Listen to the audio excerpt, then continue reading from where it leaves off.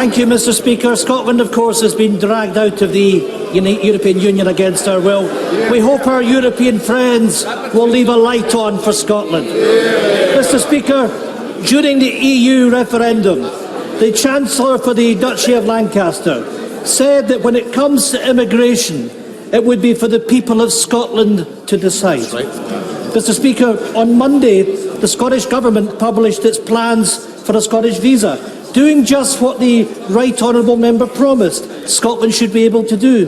Before the ink was even dry, these proposals were rejected without consideration. Since the Prime Minister would never reject a proposal before reading it, can he tell the House on what points he disagrees with Model 3? And if it helps, Mr. Speaker, it was outlined on page 20 of the proposal.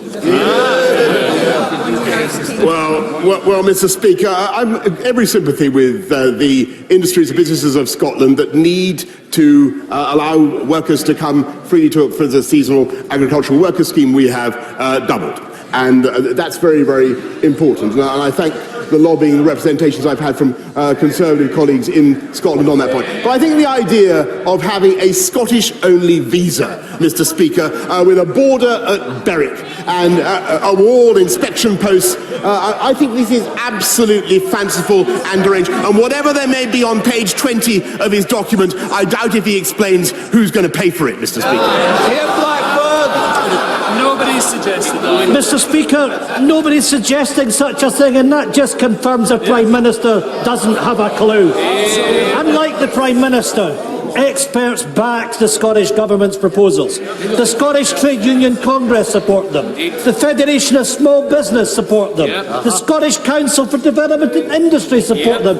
Even the MAC report, commissioned by his own government, has highlighted additional migration routes as a means of increasing population growth.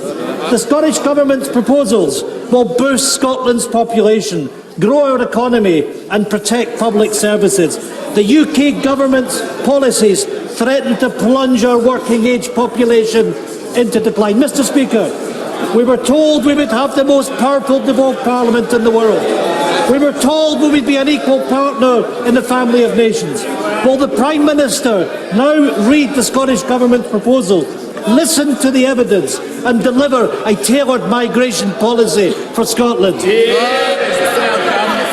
Mr. Speaker, we will have exactly such a thing. We'll have a points-based system that will deliver the immigration that this whole country needs. May I say to him, Mr. Speaker, the way to boost the population of Scotland is not to have a Scottish government that taxes the population of Scotland to oblivion, that fails to deliver results in their schools. Mr. Speaker, it may interest you to know that the SNP have not had a debate in their parliament on education for 2 years. What are they debating today?